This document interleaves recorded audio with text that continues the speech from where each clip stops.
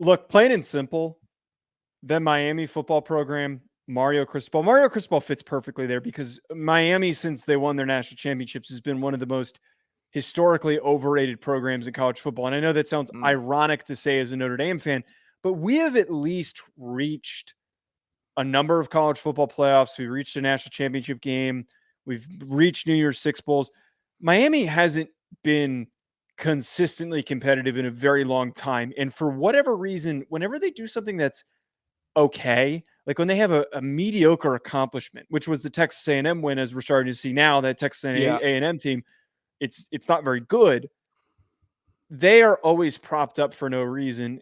And Mario fits perfectly because he's a great recruiter. He is arguably the worst in-game decision maker and schematic decision maker of any coach in college football. They are never prepared effectively, and they completely shit the bed. That we got to stop. We got to stop doing this. Stop ranking Miami. Rank them at the end of the season if they finish with 9 wins, but stop ranking them until they actually do something. I'm tired of it. Yeah,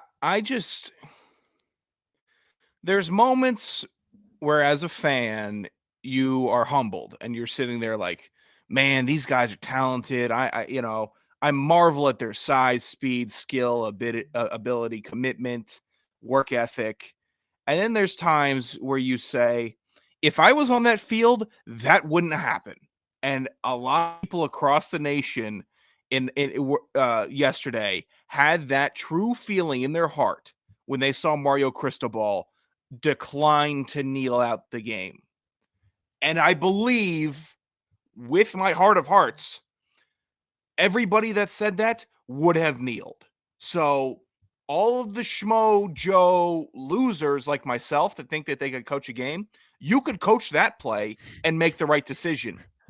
That's what could happen. This is one of the rare instances where an average Joe that likes chili and that likes whole milk on a Sunday can go out on the field and make a call.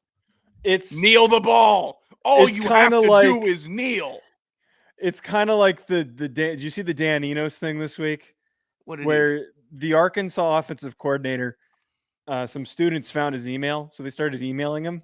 So he started emailing him back, and so he was like, "What would you have called?" And some of these students, the one that I saw, one of the students was like, gave him like a full breakdown. Was like, you have a 250-pound running quarterback, and you're not just running the ball with him on 3rd and 4th and short. It doesn't make any sense. And they had this back and forth, and Enos is like doing the total chirp back of, you should be a coach. You should be an offensive coordinator. I don't know. It reminds me of that. I hope that we get something like that with Mario Cristobal, but I know we won't. I say it a lot to other people if there's commenters or if someone's being a goobus flubus online. I say, start your own podcast. I'll listen. I'll subscribe. Wait, what was the one? I drink pool water. Yeah, I drink pool waters. You know, some of those guys, you know, if they decide to chirp and decide to do that, start your own podcast, buddy. I'll check it out. I'll listen. And I know that on episode 1, it's not going to sound better than this, but I'll give you a chance. I know I could have ended the game and won it for Miami yesterday.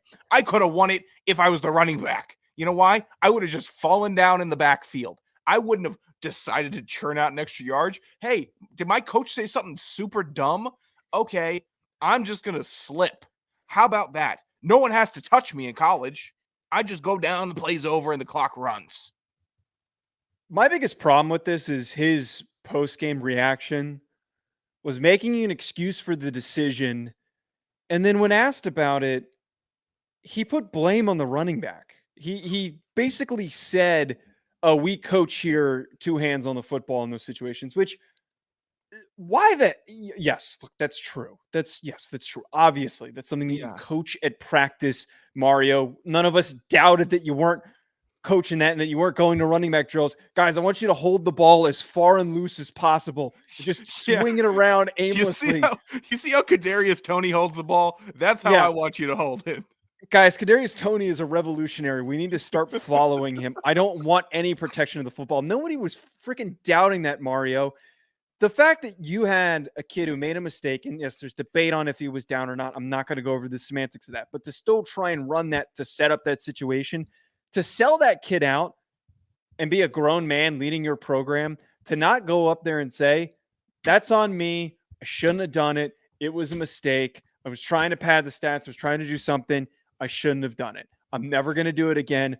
Own up. One of the best things that I read, there's a book I'm reading right now that was brought up, that it's Bob Iger's book. And he said that one of the things that legitimizes people in professional settings or anything is when you own up to your mistakes. Be a grown ass man, Mario, man. Just like it's ridiculous. You can't go up there and blame a 20-year-old for your mistake.